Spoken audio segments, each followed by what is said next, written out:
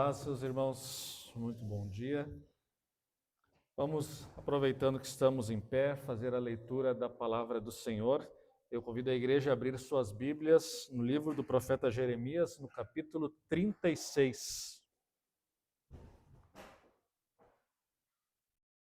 Livro do profeta Jeremias, capítulo 36.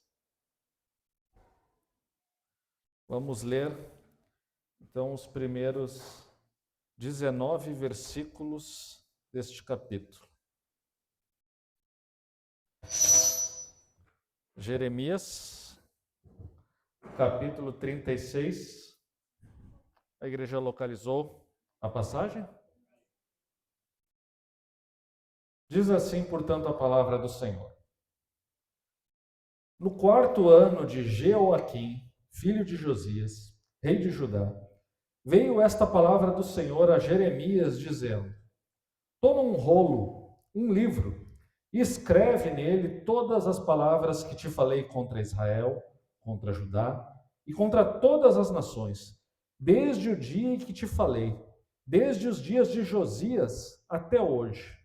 Talvez ouçam os da casa de Judá todo o mal que eu intento fazer-lhes e venham a converter-se cada um do seu mau caminho, e eu lhes perdoe a iniquidade e o pecado. Então Jeremias chamou a Baruque, filho de Nerias, escreveu Baruque no rolo, segundo o que ditou Jeremias, todas as palavras que a este o Senhor havia revelado. Jeremias ordenou a Baruque, dizendo: Estou encarcerado, não posso entrar na casa do Senhor. Entra, pois, tu, e do rolo que escreveste, segundo o que eu ditei, lê todas as palavras do Senhor diante do povo na casa do Senhor no dia do jejum. E também as lerás diante de todos os de Judá que vêm das suas cidades. Pode ser que as suas humildes súplicas sejam bem acolhidas pelo Senhor e cada um se converta do seu mau caminho, porque grande é a ira e o furor que o Senhor tem manifestado contra este povo. Fez Baruque, filho de Nerias, segundo tudo quanto lhe havia ordenado Jeremias, o profeta, e leu naquele livro as palavras do Senhor na casa do Senhor. No 5º ano de Jeoaquim, filho de Josias, rei de Judá, no mês 9º, apregoaram jejum diante do Senhor a todo o povo em Jerusalém, como também a todo o povo que vinha das cidades de Judá a Jerusalém. Leu, pois, Baruque naquele livro as palavras de Jeremias na casa do Senhor, na câmara de Gemarias, filho de Safã, o escriba, no átrio superior, à entrada da porta nova da casa do Senhor, diante de todo o povo. Ouvindo Micaías, filho de Gemarias, filho de Safã, todas as palavras do Senhor naquele livro, desceu à casa do rei, à câmara do escrivão, e eis que todos os príncipes estavam ali assentados: Elisama, o escrivão, Delaías, filho de Semaías, Eunatã, filho de Aquebor, Gemarias, filho de Safã, Zedequias, filho de Ananias, e todos os outros príncipes. Micaías anunciou-lhes todas as palavras que ouvira, quando Baruque leu o livro diante do povo. Então todos os príncipes mandaram Jeudi, filho de Netanias, filho de Selemias, filho de Cusi, dizer a Baruque: O rolo que leste diante do povo, toma-o contigo e vem. Baruque, filho de Nerias, tomou o rolo consigo e veio ter com eles. E disseram-lhe: Assenta-te agora e lê-o para nós. E Baruque o leu diante deles. Tendo eles ouvido todas aquelas palavras, entreolharam-se atemorizados e disseram a Baruque: Sem dúvida nenhuma, anunciaremos ao rei todas essas palavras. E perguntaram a Baruque, dizendo: Declara-nos, como escreveste isto? Acaso te ditou o profeta todas essas palavras? Respondeu-lhes Baruque: Ditava-me pessoalmente todas essas palavras e eu as escrevia no livro com tinta. Então disseram os príncipes a Baruque: Vai, esconde-te, tu e Jeremias, e ninguém saiba onde estás. Até aqui a palavra do Senhor. A igreja pode tomar assento.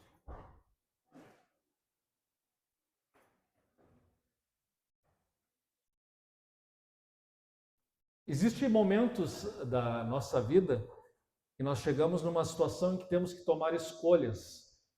E quando a escolha que nós tomamos já não há mais possibilidade de mudança, de arrependimento. É como que uma espécie de última chance.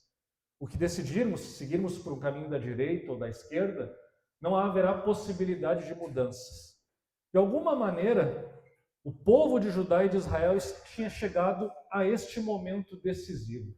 Um point of no return, né? Uma expressão que se usa em inglês. Chegaram a um ponto em que não haveria mais retorno. Deus lhe estava dando uma das últimas chances de arrependimento, conversão e de mudança de vida e, portanto, uma oportunidade de evitarem a destruição da nação, a destruição de Jerusalém, a destruição do templo. Era um momento decisivo, portanto, na história de Israel.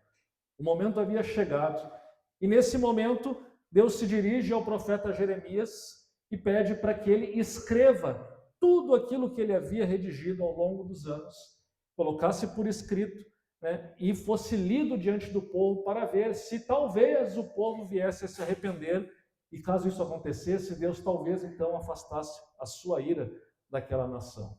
Esse é o nosso tema de hoje.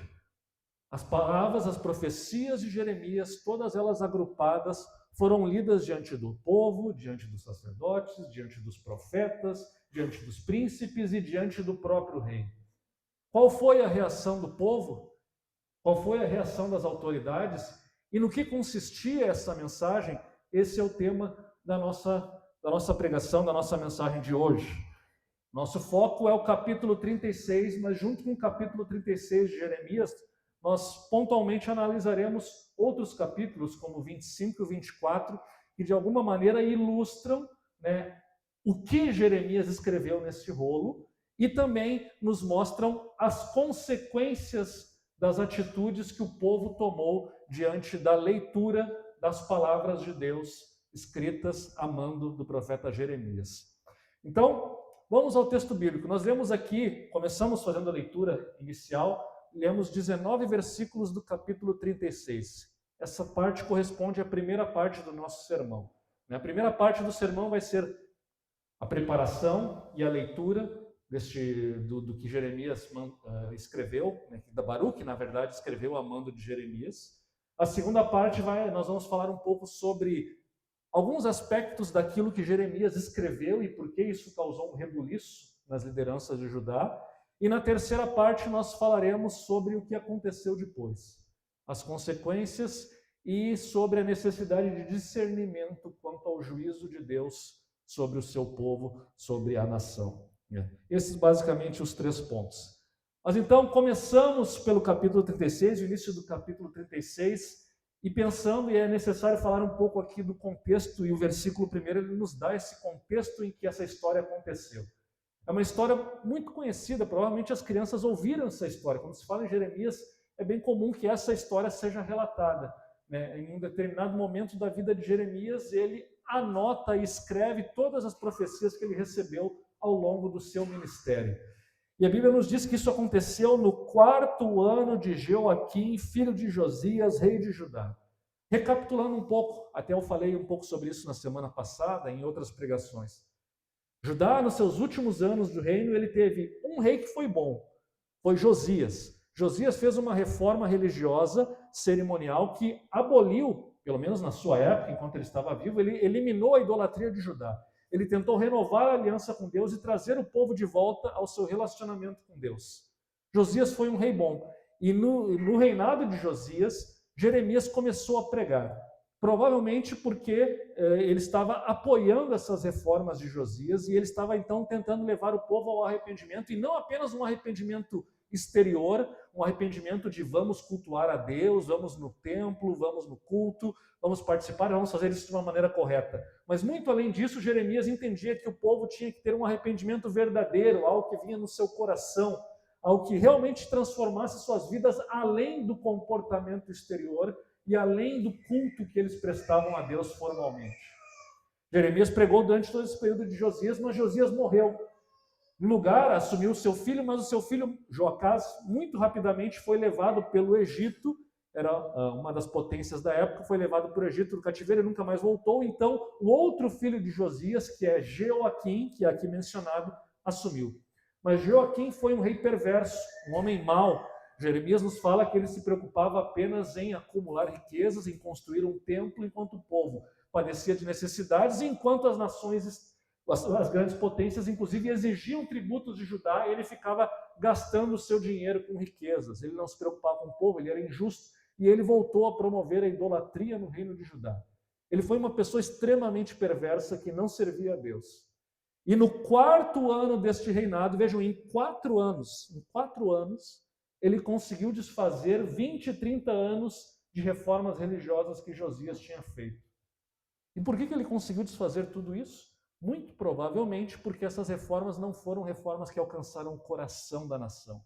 A idolatria, a maldade, a injustiça, elas estavam tão incrustadas no modo de vida do povo de Judá e de suas lideranças, que eles mudaram temporariamente. Mas tão logo aquele estímulo externo desapareceu com a morte de Josias, o povo se entregou novamente à idolatria, à injustiça, à maldade. E Joaquim foi um catalisador para isso. Joaquim desfez a obra de Josias. E Judá ia de mal a pior. Então, no 4º ano do reinado de Joaquim, Deus resolve então dar uma última chance para o reino de Judá. Ele diz para Jeremias: Jeremias, escreve tudo o que tu pregou, desde lá daqueles dias de reforma e de avivamento lá do rei Josias. Anota todas essas profecias, coloca tudo no papel. Escreve num rolo, toma um rolo, um livro, escreve nele todas as palavras que te falei. E naquela época eu falei contra Israel como um todo, toda a nação, inclusive a parte do norte que já havia sido destruída, né? Contra Judá, contra todas as nações, inclusive eu falei contra os povos ao nosso redor. Anota tudo isso, escreve, né? Talvez, tendo escrito e sendo proclamado, se nós fizermos uma recapitulação de toda a tua mensagem ao longo desses anos, talvez o povo relembre, talvez o povo se arrependa, talvez o povo mude dos seus maus caminhos quando eles ouvirem todo o juízo e o castigo que está prestes a vir sobre eles. E esse castigo está chegando. Então, escreve. Então, Jeremias, ele chama Baruque, é o que nos diz o verso 4. Chamou Baruque, filho de Nerias. Baruque era um escrivão, uma pessoa altamente treinada, alguém provavelmente que vinha da linhagem, de alguma linhagem sacerdotal ou da nobreza de Judá. Ele era um oficial do reino, era uma espécie de funcionário público de alto escalão, por isso ele era um escriba. E Jeremias pede a ajuda de Baruque para anotar, provavelmente porque Baruque, como um escriba habilidoso, ele conseguiria fazer isso mais rapidamente, né? E Baruque, então, que era também um homem que servia a Deus, que acreditava nas profecias de Jeremias, ele passa a escrever, então, um resumo de toda a mensagem de Jeremias. O verso 5 vai nos dizer, então, que passado algum tempo, depois de Jeremias ter anotado tudo, Jeremias se dirige a Baruque e diz: olha, agora tu vai lá no templo, num dia específico, é um dia de jejum nacional. Esse jejum nacional provavelmente havia sido convocado por quê? Porque todos estavam preocupados porque uma nova potência militar havia surgido e estava ameaçando a soberania de Judá, ameaçando a liberdade de Judá, e essa potência se chamava Babilônia. Recentemente, Babilônia havia derrotado o Egito. E também, não só derrotou o Egito, como destruiu uma cidade bem pertinho de Judá, uma cidade da Filistia, Asquelon. Ela foi reduzida a nada. E os exércitos de Nabucodonosor estavam ali, bem pertinho de Judá. E o povo estava apavorado com a possibilidade de talvez eles serem a próxima vítima de Nabucodonosor, poderiam ser destruídos. Então, um jejum nacional foi conclamado. Um jejum, vamos jejuar, vamos buscar talvez a misericórdia de Deus. E Jeremias diz: tu vai no dia do jejum, tu vai lá e tu lê as palavras deste livro aqui. Espera esse dia e vai lá. E assim, a Bíblia nos diz que esse dia de jejum, ele foi no 5º ano de Jeoaquim, filho de Josias, rei de Judá, no mês 9.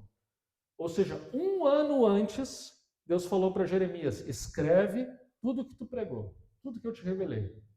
Se passou 1 ano, Baruque foi compilando, escrevendo, resumindo. E, portanto, 1 ano depois, quando o povo de Judá estava apavorado com a possibilidade de que Babilônia fosse um grande inimigo que poderia ter destruído a nação, e foi conclamado um jejum nacional, Jeremias diz: olha, vai lá no templo, chegou o momento, vai lá no templo e lê essas palavras. Eu, Jeremias, não posso entrar lá porque eu estou impedido de ir até lá. A Bíblia diz encarcerado, não é que ele estivesse preso, mas ele tinha algumas restrições de circulação, né? podia transitar em alguns lugares, não podia transitar em outros, né? Há uma versão contemporânea de uma espécie de tornozeleira eletrônica, talvez, não sei. Mas ele não podia entrar naquele lugar, naquele momento. Sabe por quê? Muito provavelmente, o que eu preguei na semana passada? O capítulo 26, o sermão de Jeremias no templo. Aquele sermão que o povo quis matar ele, que levaram ele, estavam prestes a apedrejar Jeremias, havia acontecido quando? No princípio do reinado de Joaquim, provavelmente ali perto do 4º ano. Então, aquilo ali desencadeou aquela reação, Jeremias conseguiu ser salvo, mas ainda assim, o rei Joaquim marcou ele, e provavelmente as autoridades, né, marcaram ele, os falsos profetas também, nós não queremos esse homem aqui no templo, então proíbam ele de transitar por aqui. Então Jeremias não podia ir lá causar tumulto, não podia ir lá causar polêmica no templo, ele não podia entrar lá, então ele pede para que Baruque faça isso. Então vai lá, eu não posso ir, mas vai tu no meu lugar. Está tudo aqui, ó, está tudo aqui anotado, só vai lá e seja o meu porta-voz. Proclama tudo aquilo que Deus me revelou. E assim, Baruque, ele é obediente. No 5º ano de Joaquim, né, Baruque foi e leu, pois, Baruque naquele livro as palavras de Jeremias na casa do Senhor, na câmara de Gemarias, filho de Safã, o escriba, no átrio superior, à entrada da porta nova da casa do Senhor. O livro ele dá bastante detalhes, né? Ele dá detalhes do local exato, dá detalhes das pessoas que ouviram, ele conseguiu um lugar específico que esse Gemarias, filho de Safã, conseguiu para ele. E aqui esses detalhes não são casuais, não são aleatórios. Isso nos mostra, primeiro, que haviam autoridades políticas, que haviam príncipes, que haviam pessoas que acreditavam na profecia de Jeremias. Não era que ninguém aceitava, não. Jeremias foi protegido por muitas pessoas. E esse Safã, de quem Gemarias era filho, foi justamente o escriba que muitas décadas atrás, quando o rei Josias havia descoberto o livro da lei no templo, foi Safã quem descobriu e trouxe para Josias e levou o povo ao arrependimento e a uma mudança na nação. Então, Safã foi um homem piedoso que criou o seu filho de uma maneira piedosa e o seu filho continua, portanto, a ajudar Jeremias aqui. E agora nós vamos ver que há um contraste. Décadas atrás encontraram o livro da lei, provavelmente o livro de Deuteronômio, perdido no templo, e isso levou a um arrependimento nacional e uma mudança na nação. Agora, talvez mais de 30 anos depois, ou mais 40 anos depois, talvez, novamente um livro vai ser lido diante do povo, um livro também trazendo uma mensagem de arrependimento ou destruição. E qual vai ser a reação do povo diante dele? Qual vai ser a reação do rei diante desse livro? É o que nós veremos nos versículos seguintes. Mas num primeiro momento, a primeira reação é, verso 11 vai dizer, ouvindo Micaías, filho de Gemarias, né? Então, a câmara de Gemarias e um filho de Gemarias, ou seja, o neto de Safã, né, que participou das reformas religiosas lá no passado, esse neto ouviu e ele pensou, não, isso é importante. O que ele está falando aqui é importante e eu tenho que comunicar isso às demais autoridades. Essa mensagem é relevantíssima, eu vou falar para os outros príncipes, para os outros nobres.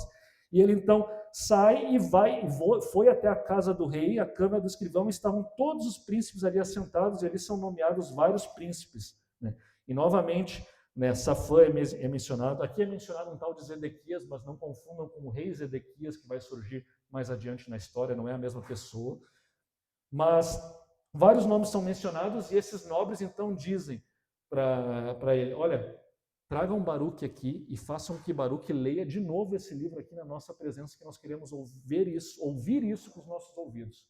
Nós queremos ter certeza de que de fato Baruque falou isso que falou. Não queremos confiar no disse que me disse, alguém disse, não, nós queremos ouvir. E eles vão lá e trazem Baruque vai lá e lê novamente, agora ele lê diante dos príncipes e diante das autoridades políticas.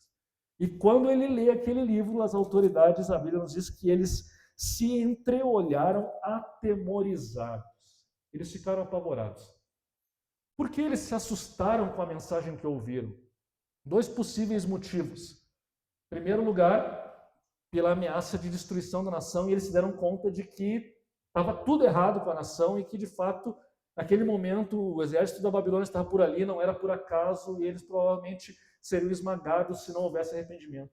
Mas também ficaram atemorizados porque a mensagem de Jeremias era extremamente, profundamente inconveniente e incompatível com as políticas do rei Joaquim. O rei Jeoaquim, ele se opunha à Babilônia, ele ainda achava que o Egito poderia ajudar a nação a se salvar. Pregar que Babilônia era um instrumento nas mãos de Deus para punir a rebelião do povo de Judá era uma mensagem altamente subversiva, era uma mensagem antinacionalista, era uma mensagem que ameaçava a independência de Judá, era uma mensagem que contrariava a política do rei Jeoaquim. E o rei Jeoaquim, semana passada nós vimos, ele não hesitou em matar outro profeta que fazia a mesma coisa, que pregava a mesma mensagem. Então eles temeram pela vida de Jeremias e pela vida de Baruque. Por isso eles dão um conselho, olha, vão se esconder, se escondam.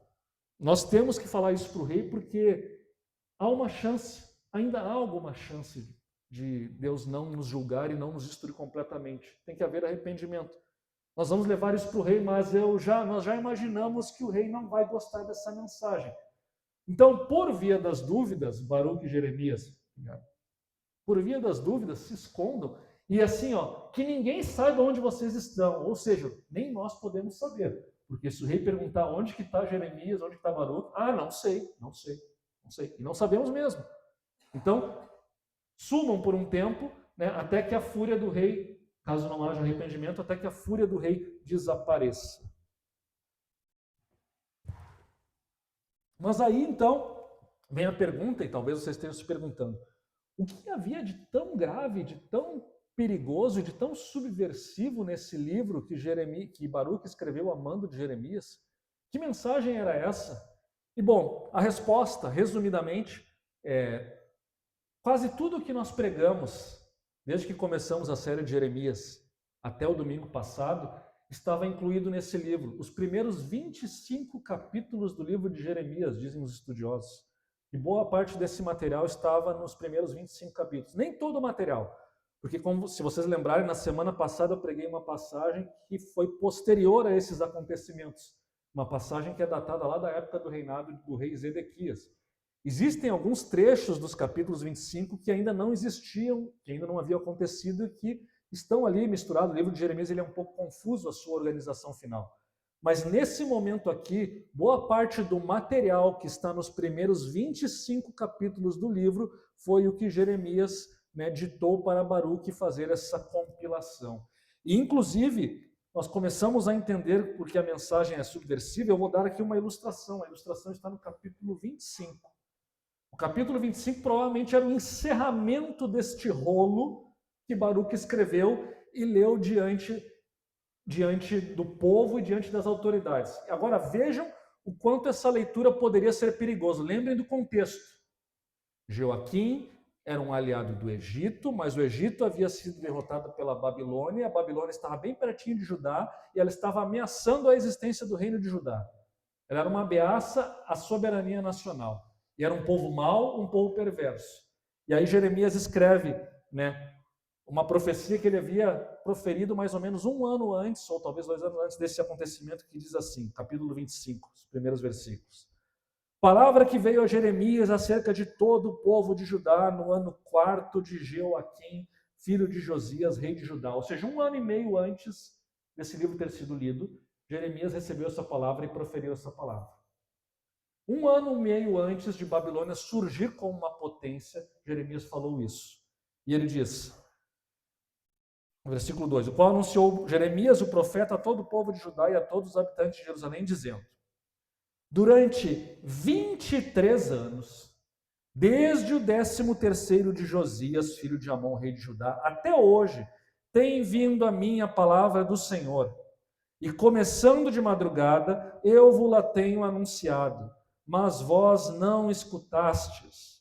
Também começando de madrugada, vos enviou o Senhor todos os seus servos, os profetas, mas vós não os escutastes, nem inclinastes os ouvidos para ouvir. Quando diziam, convertei-vos agora, cada um do seu mau caminho e da maldade das suas ações, e habitai na terra que o Senhor vos deu e a vossos pais, desde os tempos antigos e para sempre. Não andeis após outros deuses para os servirdes e para os adorardes, nem me provoqueis a ira com as obras de vossas mãos. Não vos farei mal algum, se assim for. Todavia, não me destes ouvidos, diz o Senhor, mas me provocastes a ira com as obras de vossas mãos para o vosso próprio mal. Durante 23 anos, Jeremias conclamou o povo ao arrependimento. Vocês já pensaram nisso? 23 anos. Estava pensando esses dias, eu estou no meu trabalho, eu estou há 20 anos, né, Gil? 20 anos. Aqui no Botânico eu estou há 8 anos. Mas Jeremias ficou 23 anos pregando, tentando causar uma reforma na nação, um avivamento, um arrependimento verdadeiro. 23 anos e o resultado qual foi? Eles não ouviram. O que não significa que não houvessem pessoas que crescem na palavra de Jeremias. A história que nós demos aqui nos mostra que autoridades poderosas, inclusive, creram na pregação de Jeremias. Mas, de uma maneira geral, o povo e o rei não creram na palavra de Jeremias. A nação continuava indo de mal a pior. É sempre assim na história do povo de Deus. Há um remanescente que crê. Mas, muitas vezes, a grande maioria do povo, a grande maioria daqueles que ouvem a palavra de Deus não creem. E Deus, na sua misericórdia, às vezes poupa toda uma nação ou toda uma população por causa de um remanescente que crê, mas por vezes o juízo vem sobre toda a nação, apesar de haver um remanescente que crê e ouve a palavra do Senhor. Mas aqui nós estamos diante de uma situação em que esse remanescente que ouve Jeremias e atende Jeremias não vai ser suficiente. Deus trará juízo sobre Judá, mesmo assim, caso não haja um arrependimento verdadeiro, e é o que ele diz nos versículos seguintes. E aí nós entendemos o quão perigosa era a pregação de Jeremias. Portanto, assim diz o Senhor dos Exércitos, visto que não escutastes as minhas palavras, eis que mandarei buscar todas as tribos do norte, diz o Senhor. E que tribos são essas? Como também a Nabucodonosor, rei da Babilônia, meu servo. Deus está chamando um rei pagão, mau, perverso, corrupto, fanfarrão. Ele está chamando esse rei de meu servo. É óbvio que Nabucodonosor não servia a Deus, ainda que o livro de Daniel vai falar de um episódio que ele reconhece a soberania de Deus, mas ele não era alguém que de fato se converteu ao Deus de Israel, ele era um rei perverso que servia os deuses da Babilônia, pagão, que pensava apenas em acumulação, em opressão das demais nações e em conquistar espaço, terreno e poder. Mas Deus iria usar este rei que era inimigo de Judá, que era mau, que era pagão, que não cria no Deus de Israel. Deus iria usar ele como se fosse o seu servo, porque ele ia ser um instrumento nas mãos de Deus para castigar o seu povo pela maldade do seu povo. Nabucodonosor, rei da Babilônia, meu servo, os trarei contra essa terra, contra os seus moradores e contra todas essas nações ao redor, e os destruirei totalmente. Os porei por objeto de espanto, de assobio e de ruínas perpétuas. Farei cessar entre eles, essa expressão aqui é uma expressão forte. Farei cessar entre eles a voz de folguedo e de alegria, a voz do noivo e da noiva, o som da moz e o som de candeeiro. Ou seja, não haverá mais nenhum motivo para celebrar. As coisas ordinárias do dia a dia, um casamento, uma festa, um moinho trabalhando nos grãos colhidos, a colheita, nada disso vai existir. Tudo isso vai acabar, a destruição será total. Eu farei cessar tudo isso, né? Toda essa terra virá a ser um deserto e um espanto. Essas nações servirão ao rei da Babilônia por 70 anos. 70 anos. Jeremias está dizendo, não é pura e simplesmente que a Babilônia vai vir aqui, vai trazer um prejuízo, vai exigir tributo, vai derrotar militarmente Judá. Ela vai destruir completamente. E não só vai destruir, mas vocês vão ficar 70 anos servindo a Babilônia. Ou seja, o tempo de uma vida inteira. A geração que está aqui em Jerusalém, ela não vai ver a libertação, ela não vai ter liberdade, ela vai morrer escrava de Babilônia. Não só Judá, mas as nações ao redor, todos eles servirão Babilônia 70 anos. Então esqueçam a ideia de que vai vir o Egito nos salvar aqui, vai derrotar a Babilônia e vamos ter uma situação melhor, vamos fazer alianças políticas com os filisteus, com os edomitas, e vamos nos rebelar e vamos conseguir resistir à invasão. Nós vamos ser resistência e a resistência vai resistir, né, o imperialismo babilônico. Não vai resistir. Babilônia vai vir e vai destruir, e isso está certo porque é o juízo e vocês merecem isso. Vocês merecem ser destruídos por Babilônia. Babilônia, ela está fazendo a minha vontade quando ela vem aqui e destrói a nação. Né? E acontecerá Apesar de tudo isso, Babilônia também vai pagar por isso. Não pensem vocês que Nabucodonosor é meu servo, está tudo bem, destrói tudo, destrói Jerusalém, destrói as famílias, está tudo bem, fica por isso mesmo. Não. Acontecerá, porém, que quando se cumprirem os 70 anos, eu castigarei a iniquidade do rei da Babilônia e desta nação, diz o Senhor, como também a terra dos caldeus. Farei deles ruínas perpétuas. Deus promete que também julgará a Babilônia. Babilônia foi um instrumento nas mãos de Deus, mas os babilônicos não pensavam nisso. Eles não pensavam, vamos castigar o povo de Judá porque eles merecem. Eles estavam simplesmente querendo se aproveitar, querendo fazer o mal, querendo conquistar. Mas eles um dia serão julgados também. Deus, que é o justo juiz, promete justiça. E Babilônia se tornará ruínas perpétuas. Você sabe onde que é Babilônia hoje? Babilônia lá no Iraque. No Iraque, aquele país todo destruído por guerras e guerras e guerras e facções disputando o poder. E Babilônia é uma cidade, um monte de ruínas no meio de um deserto. A cidade não existe mais, ela foi completamente destruída, ela se tornou de fato um montão de ruínas perpétuas, diferentemente de Jerusalém. Farei que se cumpram sobre aquela terra todas as minhas ameaças que proferi contra ela, tudo quanto está escrito neste livro que profetizou Jeremias contra todas as nações. Porque também eles serão escravos de muitas nações e grandes reis, e assim lhes retribuirei segundo os seus feitos e segundo as obras das suas mãos. A mensagem de Jeremias ela é perigosa, portanto, ela vem num contexto perigoso, um contexto de muita controvérsia política, e ela contraria a política oficial do rei, e ela anuncia um juízo e um juízo terrível sobre a nação, e evidentemente que os nacionalistas não receberam isso bem. Jeremias, está falando contra o nosso país, contra a nossa nação, contra o nosso Deus? Destruir tudo aqui? Obviamente que a mensagem de Jeremias era altamente impopular, e por isso os nobres imaginaram, o rei não vai receber isso bem, isso vai acabar mal. Por isso eles mandaram Jeremias se esconder. Agora nós estamos diante de uma opção. Vejam, apesar de Deus ter dito que ia destruir Jerusalém e que eles iriam ficar 70 anos servindo a Babilônia, ainda haveria uma oportunidade de arrependimento se eles ouvissem essas palavras, inclusive essa profecia, porque todas essas profecias são condicionais, elas falam de juízo, mas quando há arrependimento, o juízo de Deus acaba não vindo. Talvez ouvindo então agora, que está tudo compiladinho ali, talvez agora eles se arrependam e a destruição não venha. Mas para que a destruição não venha, eles vão precisar servir a Babilônia e aceitar o domínio babilônico e não se rebelar contra ele. E se arrepender, evidentemente, dos seus pecados, mudarem seus caminhos e servir o Senhor.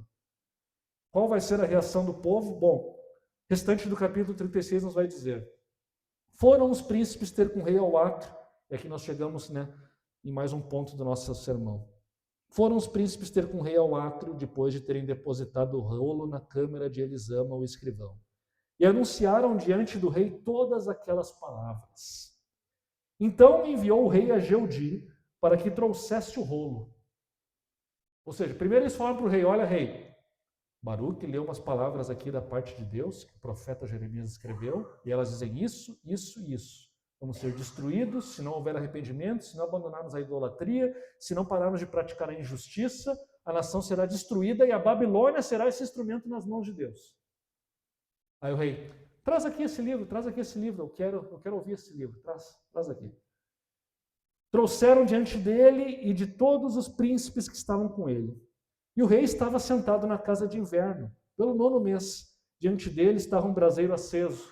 Hemisfério norte, inverno mais ou menos no mês de dezembro, e por causa do inverno o rei esquentava um braseiro para aquecer o seu palácio. Ele estava ali diante do braseiro e ali trouxeram um livro para ele. E Jeudi então começou a ler. E o livro era provavelmente um pergaminho, ele tinha 3 ou 4 colunas, eram paralelos assim, né? Tu vai abrindo aquele rolo e vai ter as várias colunas de texto, e ele ia lendo, e conforme ele leu 3 ou 4 colunas de texto, o que o rei fez? Tendo Jeudi lido 3 ou 4 folhas do livro, cortou o rei com um canivete de escrivão e o lançou no fogo que havia no braseiro. E assim todo o rolo se consumiu no fogo que estava no braseiro. Essa foi a reação do rei diante da palavra de Deus. Uma mini Bíblia da época. Ele pegou e lendo, me dá aqui esse livro. Rasgou e botou no fogo. 2 coisas aqui. O desprezo extremo pela palavra de Deus. Estou nem aí, azar. Segunda coisa, possivelmente uma atitude mística e supersticiosa do rei. Isso era comum no mundo antigo, porque ele podia acreditar que as palavras ali escritas, elas tinham um poder por si só. E se ele destruísse as palavras, não iriam se cumprir o que estava previsto ali. Era uma visão meio mágica. Tem gente que ainda crê nessas bobagens ainda hoje, né? A visão mágica do mundo, né? Não, está escrito ali, se eu destruir aquilo ali, não acontece. Acabei com o encanto do profeta Jeremias, acabei com aquelas palavras e com aquelas maldições do Deus de Israel. Eu vou destruir. Então, essas duas coisas, uma atitude de desprezo e uma atitude supersticiosa diante da palavra de Deus. Como se a palavra de Deus pudesse ser destruída, né? O rei não se arrependeu, ele mostrou desprezo, é como se ele estivesse cuspindo na palavra de Deus, mostrando o seu absoluto desprezo pelo Deus de Israel, pelo profeta, pela profecia. E ele queima o rolo na sua fogueirinha de inverno, na sua lareira de inverno. E a Bíblia ainda nos diz, no verso 24, eles não se atemorizaram, não rasgaram as vestes, nem o rei, nem nenhum dos seus servos que ouviram todas aquelas palavras. Ao invés de rasgarem as vestes, eles rasgaram o livro. A terrível ironia é que décadas antes, o pai de Jeoaquim, o rei Josias, quando descobriu um livro, ele leu o livro, ele se apavorou, ele se arrependeu e rasgou as suas vestes em sinal de arrependimento, e a nação passou por uma transformação e teve um tempo de paz e prosperidade. Agora, décadas depois, o seu filho, novamente, leu um livro que Deus mandou, que Deus trouxe para ele, e ao invés de rasgar as suas vestes, ele rasga o livro. Ele não se arrepende, ele não rasga as suas vestes, ele não fica atemorizado, ele não busca o favor de Deus, mas ele despreza as profecias. E assim, e veja, a Bíblia nos dá detalhes que os príncipes, os nobres que estavam ali, eles ficaram apavorados com essa atitude do rei, e eles queriam que o rei não fizesse isso, eles tentaram evitar essa atitude, eles dizem, posto que Elnatã, Delaías, Gemarias tinham insistido com o rei que não queimasse o rolo, ele não lhes deu ouvidos. Antes, deu ordem o rei a Jerameel, filho de Ameleque, a Seraías, filho de Asriel, e a Selemias, filho de Abdeel, que prendessem Baruque, o escrivão, e a Jeremias, o profeta. Mas o Senhor os havia escondido. O que os nobres temiam aconteceu. O rei pode ficar bravo e querer matar vocês, então se escondam. E de fato aconteceu isso. O rei não aceitou as palavras, se revoltou, queimou o livro, desprezou o Senhor e ainda mandou prender os seus profetas. Mas Deus os preservou, Deus os guardou. E assim, fica por isso mesmo? É óbvio que não. O rei Joaquim pensou que talvez pudesse destruir a palavra de Deus, mas ele não pôde destruir. Então, verso 27, veio a palavra do Senhor depois que o rei queimara o rolo com aquelas palavras que Baruque escrevera ditado por Jeremias.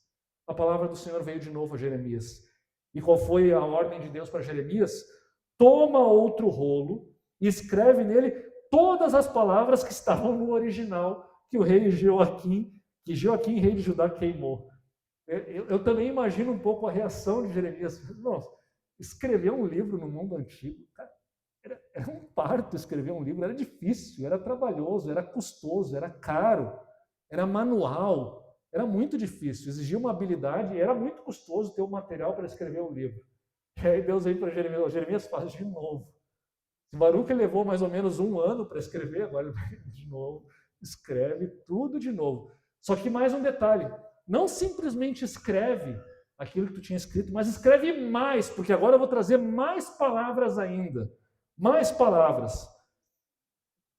E diz assim, e tu vai escrever isso. Inclusive essa história que nós estamos lendo aqui, ela foi escrita depois disso e foi incluída nesse novo rolo.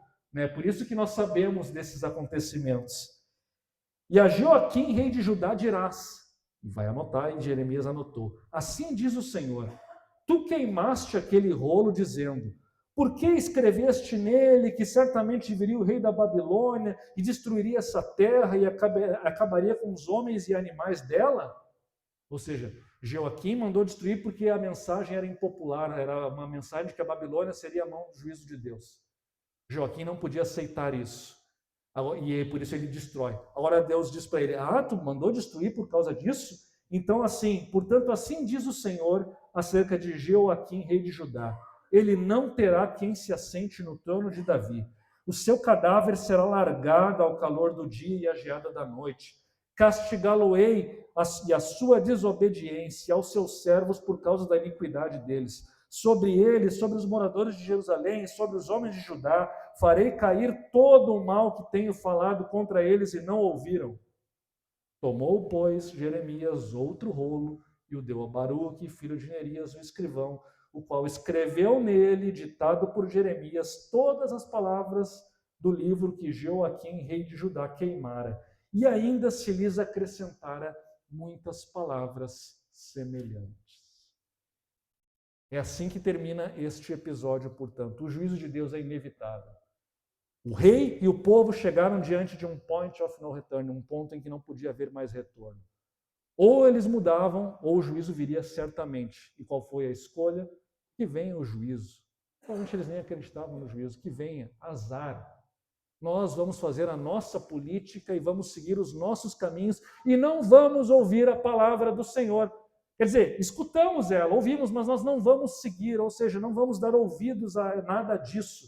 Não queremos saber. Nós somos senhores da nossa vida e vamos fazer o que bem entendermos. E assim, Deus profetiza um juízo. E esse juízo se cumpriu, meus irmãos. Esse juízo se cumpriu, vocês conhecem a história. Mas não muito tempo depois, vejam, essa profecia foi proferida no ano 5º de Joaquim. Isso aconteceu no ano 5º de Joaquim. Joaquim reinou por 11 anos, ou seja, 6 anos depois ele morreu. Provavelmente, a Bíblia não nos dá detalhes, provavelmente ele foi assassinado. Não houve tempo para um sepultamento, por quê? Porque Babilônia havia cercado Jerusalém. Jerusalém estava sofrendo um cerco babilônico, Joaquim insistia em se opor, talvez achando que o Egito viria salvá-lo, né? E Babilônia havia cercado a cidade e ele não tinha mais opções. Ele acabou morrendo, provavelmente assassinado, e o seu filho, que deveria ter assumido, que chamava-se Joaquim, melhor dizendo, Joaquim fica apenas 3 meses no reino, mas diante do cerco de Babilônia ele se entrega aos babilônicos. E o que os babilônicos fazem? Eles levam o povo, parte do povo, os nobres, oficiais, artesãos, toda a elite, toda a nata de Judá e Jerusalém é levada para o cativeiro na Babilônia como escravos. E o próprio Joaquim, filho de Joaquim, é levado. E assim, o que Nabucodonosor faz? Eu ainda não vou destruir Jerusalém se vocês me servirem. E aí ele pega e coloca um tio de Joaquim, o rei Zedequias, no lugar de Joaquim. Não é um filho de Joaquim que vai reinar, é o tio dele que vai reinar no seu lugar. A profecia começa a se cumprir. Joaquim não tem mais um herdeiro no trono, agora é o seu irmão que está reinando no seu lugar como um fantoche de Babilônia. E o seu filho foi levado para o cativeiro na Babilônia e vai morrer no cativeiro. Ele não vai voltar mais para a terra. E todo um povo foi levado. E nós vemos isso, e aqui nós vamos caminhando para o encerramento, nós vemos isso no capítulo 24. Poucos anos depois, tudo isso se cumpriu, e aí Jeremias tem uma visão. Logo que isso acontece, Jeremias tem uma visão. Porque afinal, como nós interpretamos isso? Deus disse que vai nos destruir. Babilônia veio, não destruiu Jerusalém, mas levou boa parte do povo em cativeiro e tirou o rei legítimo daqui e colocou o tio dele no lugar. E agora, será que aqueles que foram para o cativeiro, eles é que são maus e nós que ficamos aqui não fomos levados, nós é que somos bons e agora virá um tempo de prosperidade sobre a nação? A resposta é não. Capítulo 24. Fez-me ver o Senhor e vi 2 cestos de figos postos diante do templo do Senhor, depois que Nabucodonosor, rei da Babilônia, levou no cativeiro a Jeconias, também chamado de Joaquim, filho de Jeoaquim, rei de Judá, e os príncipes de Judá, e os artífices, e os ferreiros de Jerusalém, e os trouxe à Babilônia. Tinha um cesto de figos muito bons, com figos temporãos, mas o outro, figos ruins, que de tão ruins que eram, não se podia comer. Então me perguntou o Senhor, o que vês tu, Jeremias? Eu respondi, figos muito bons e muito ruins, que de ruins que são não se pode comer. E a mim me veio a palavra do Senhor dizendo, assim diz o Senhor, Deus de Israel, do modo que vejo esses bons figos, assim favorecerei os exilados de Judá que eu enviei deste lugar para a terra dos babilônicos, dos caldeus. Porei sobre eles favoravelmente os olhos e os farei voltar para esta terra. Edificá-lo-eis e não os destruirei, plantá-lo-eis e não os arrancarei. Dar-lhes-ei coração para que me conheçam que eu sou o Senhor. Eles serão o meu povo e eu serei o seu Deus, porque se voltarão para mim de todo o seu coração. Mas, como se rejeitam figos ruins, que de ruins que são, não se podem comer, assim tratarei a Zedequias, rei de Judá, diz o Senhor, aos seus príncipes e ao restante de Jerusalém, tanto os que ficaram nessa terra como os que habitam na terra do Egito. Eu os farei objeto de espanto, calamidade para todos os reinos da terra, opróbrio e provérbio, escárnio e maldição em todos os lugares para onde os arrojarei. Enviarei contra eles espada, fome e peste, até que se consumam de sobre a terra que lhes dei a ele e a seus pais. É assim que se interpretava o juízo que começava a se cumprir contra a nação. Aquele povo que parecia ser os mais amaldiçoados e que foram levados para o cativeiro, é para eles que Deus tinha promessas de, nas gerações futuras, restaurar a nação. E aquele povo que se pensava abençoado por Deus, que havia permanecido na terra e não foi levado por Nabucodonosor, esse povo eram os figos podres que sofreria a destruição completa e absoluta. O juízo de Deus ele vem de uma maneira que às vezes, numa percepção comum, nós confundimos as coisas e pensamos que estão debaixo do juízo os que estão sofrendo, mas na verdade os que não estão sofrendo é que estão debaixo do juízo. Aqueles que pareciam estar amaldiçoados, é para eles que serviam as promessas de Deus. E aqueles que pareciam ter sido mais ou menos abençoados, sobre eles recairia o juízo. Por quê? Porque não houve arrependimento. E assim, eu quero fazer aplicações, 4 breves aplicações a respeito de tudo isso que nós pregamos e a respeito desta mensagem de Jeremias para nós hoje. E a primeira aplicação que nós temos aqui é a respeito da vida do próprio profeta Jeremias. Nos fala de persistência e perseverança em todas as circunstâncias.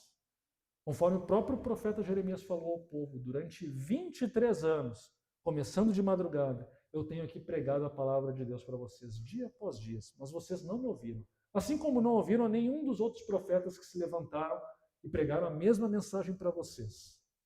Jeremias, meus irmãos, não viu o resultado do seu ministério na sua vida. Na verdade, ele viu as profecias se cumprirem, mas ele não viu um arrependimento verdadeiro da nação. Ele viu o arrependimento de algumas pessoas que o apoiavam, mas ele não conseguiu ver um avivamento, nem que a reforma, uma mudança religiosa acontecesse. Mas ele perseverou no seu chamado com fidelidade. Ele perseverou fazendo a vontade de Deus, e ele não perseverou simplesmente de uma maneira mecânica, fazendo aquilo contra a vontade dele, mas nós vemos nas visões, nas profecias, na maneira como ele comunicava a sua mensagem, nós vemos que ele sempre teve uma criatividade, uma dedicação, um esforço de sempre trazer algo novo, a mesma mensagem de uma maneira nova comunicada. Ou seja, ele continuou a fazer com dedicação, com motivação. E assim é, meus irmãos, na nossa vida. Deus nos chama para diversas vocações no nosso dia a dia, que podem ser tanto simplesmente caminhar enquanto cristãos, a nossa vocação como filhos de Deus, e às vezes nós não vemos resultados na nossa vida e pensamos, não, Deus não nos ama, eu estou num caminho ruim, eu não cresço espiritualmente, eu poderia estar num nível melhor, e aí nós nos desanimamos. Ou nós não vemos resultados daqueles que estão ao nosso redor, queríamos que a igreja adotasse certo caminho, ou que certos irmãos fossem por certo caminho, mas eles não vão, ou na nossa família não está exatamente como nós queríamos. Mas o chamado de Jeremias é um lembrete de que nós somos chamados a perseverar em nossas vocações que Deus nos deu. Não importa o que aconteça, não importa o impacto. Como diz lá na carta de Paulo aos Coríntios, no Senhor o nosso trabalho não é vão. Ele não é. Por mais que não vejamos os resultados que nós esperamos. Vejam, meus irmãos, Jeremias, inclusive o seu livro, o rolo que ele escreveu foi queimado. Mas aqui estamos nós, 2.600 anos depois, lendo as profecias de Jeremias. Os efeitos que da profecia de Jeremias talvez não levou a uma conversão da nação naquele momento, mas por milhares e milhares de anos, as palavras de Jeremias impactam a vida de pessoas, de cristãos, do povo judeu ao longo da sua história. Ele deixou um trabalho, um legado que ele não viu naquele momento, mas que pela graça de Deus, ele é compartilhado hoje com milhares e milhões e bilhões de pessoas ao redor do mundo. Se nós perseverarmos também no chamado que Deus tem para nós, seja na nossa caminhada cristã, no serviço que prestamos à igreja, nas vocações como pais, como maridos, como esposas, no nosso trabalho, Deus tem a promessa de que o nosso trabalho e o nosso esforço não será vão. Portanto, permaneçamos dentro das nossas vocações, dentro dos nossos chamados. Essa é a primeira aplicação. A segunda aplicação, ela decorre desse último trecho que nós lemos aqui, o capítulo 24, dos figos bons e ruins. E a segunda aplicação é que o sofrimento na nossa vida, ele pode ser da parte de Deus um livramento e um sinal de chamado divino. Não foi apenas Jeremias, muitos homens de Deus ao longo da história passaram por situações difíceis. O próprio Filho de Deus, Jesus Cristo, sofreu de uma maneira que nenhum de nós vai sofrer ou pode imaginar. E não foi porque ele foi rejeitado por Deus, mas porque ele foi chamado por Deus. Lutero dizia que muitas vezes o sofrimento é um sinal da eleição divina.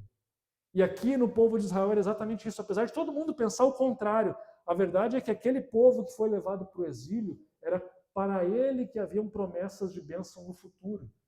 Deus os abençoaria e na próxima semana vamos falar até de uma mensagem que Deus manda para eles lá no exílio. Deus os cuidaria, Deus os abençoaria, os olhos de Deus estariam sobre eles e haveria um momento em que Deus lhes daria um coração, um novo coração, no qual eles desejariam servir o Senhor. E vejam, aquele povo, não é que aquele povo que foi levado para o cativeiro e agora Deus vai abençoá-los, não é porque eles mereçam também. Porque dentro dessas pessoas estavam nobres, estavam pessoas más, pessoas que oprimiam os mais pobres, eles também estavam dentro desses que foram levados para o cativeiro. Não era um mérito deles receberem as bênçãos de Deus, mas Deus disse que iria abençoá-los. Os olhos de Deus estariam sobre eles. E eles estavam sofrendo. Eles estavam escravizados por Babilônia, enquanto que outros ficaram lá, tendo a sua vida boa em Jerusalém, na sua terra, na sua casa, com a sua família. Eles estavam lá longe, distante. Mas as promessas de Deus eram para eles. Isso nos ensina, portanto, meus irmãos, que o sofrimento na nossa vida não é um sinal de rejeição da parte de Deus.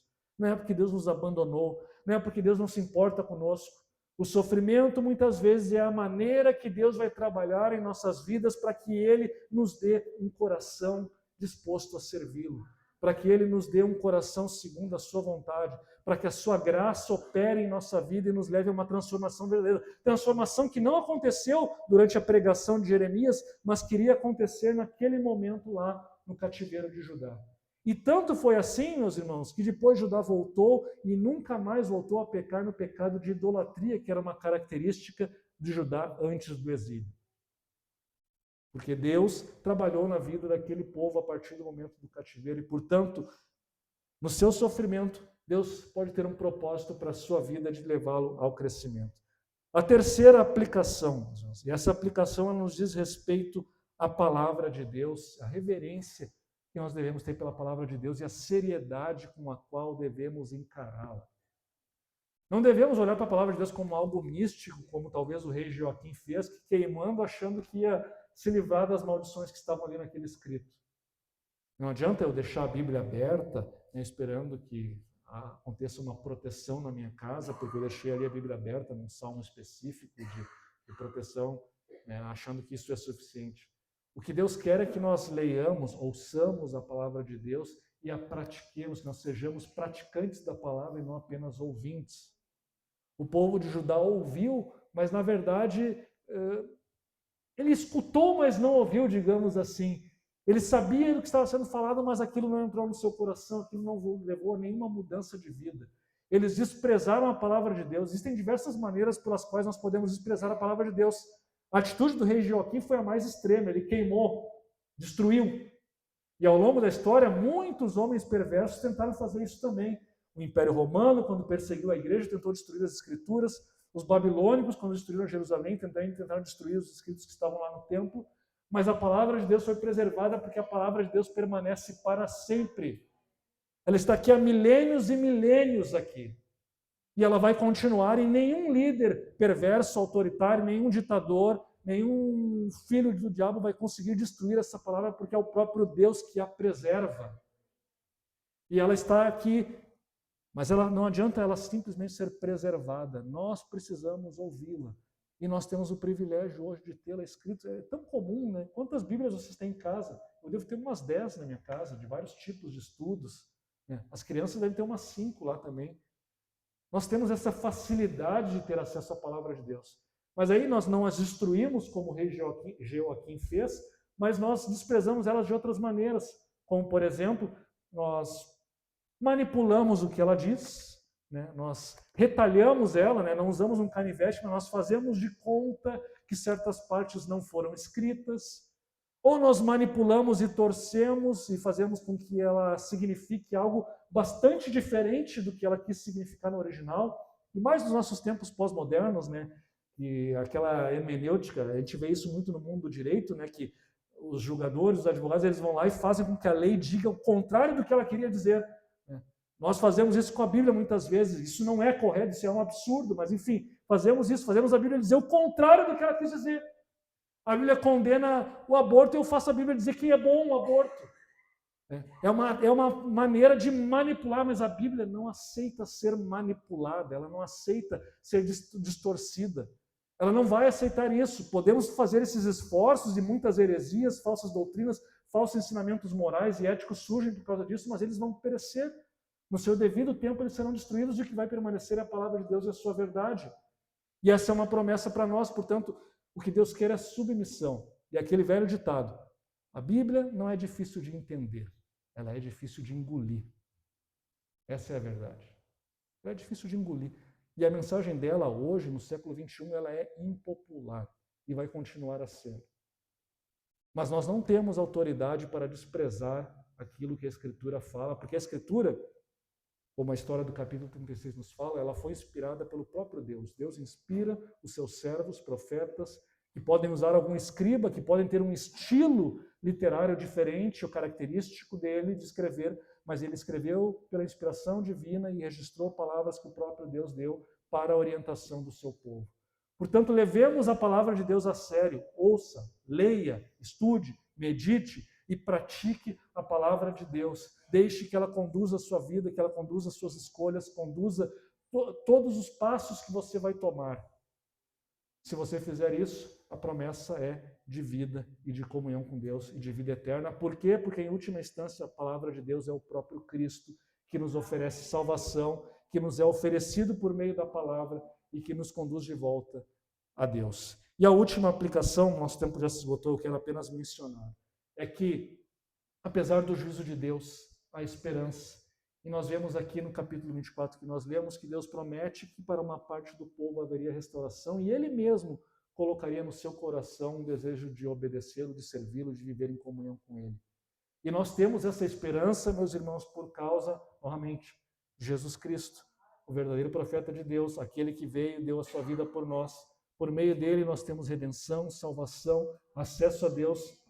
E apesar da nossa desobediência e do nosso pecado, nós podemos ter a esperança, sim, de vida eterna. Nós podemos, sim, ter a esperança de um coração transformado e renovado e desejoso de servir a Deus, algo que pelo nosso esforço nós jamais teríamos. Em Cristo nós temos esperança de salvação, em Cristo nós temos esperança para o futuro. E não importa o quão terrível, o quão duro seja a sua situação, quanto afundado você esteja no pecado ou quanto desesperado você esteja com as circunstâncias da sua vida, sempre haverá esperança em Jesus Cristo. Sempre haverá esperança a partir da palavra de Deus revelada na pessoa de Jesus Cristo. Portanto, entregue-se a Ele, entregue sua vida a Ele, se disponha a obedecê-lo, creia nele e confie nele para a sua salvação, até o dia da sua vinda, quando então estaremos com Ele, veremos face a face e teremos a vida eterna. Que Deus nos abençoe e nos conduza pelos seus caminhos. Vamos nos colocar em pé e vamos orar. Deus eterno, a Tua palavra nos chama e nos confronta nessa manhã. E nós reconhecemos, Senhor, que tal qual o povo de Israel, talvez tal qual o rei Jeoaquim, muitas vezes nós ignoramos a Tua palavra, não queremos obedecê-la, tomamos atitudes de desprezo, menosprezamos a Tua vontade, por isso, inclusive, pecamos. Nós temos, Senhor, um coração pecaminoso e dependemos, Senhor, da Tua graça e da Tua misericórdia, e por isso, nessa manhã, clamamos, Senhor, que assim como Tu atuaste na vida daquele remanescente do povo de Judá que foi levado para o cativeiro, que Tu atue em nossas vidas, Senhor, por meio de Teu Filho Jesus Cristo, por meio do Teu Santo Espírito. Transforma, Senhor, nossas mentes, nossos corações, Conduz-nos, Senhor, pelos teus caminhos, Senhor. Possamos amar a Ti, amar a Tua palavra, amar a Tua vontade, fazer a Tua vontade, fazer o bem ao nosso próximo, praticar a justiça, Senhor. Possamos viver tempos de avivamento em nossa igreja, em nossa comunidade, Senhor. Que a partir da nossa vida também o Teu Evangelho seja comunicado a mais e mais pessoas que não Te conhecem. E assim mais e mais pessoas possam vir a reconhecer o Teu domínio, a Tua soberania sobre toda a terra, sobre todas as nações, sobre todas as pessoas. É em nome de Teu Filho Jesus que nós oramos nesta manhã. Amém.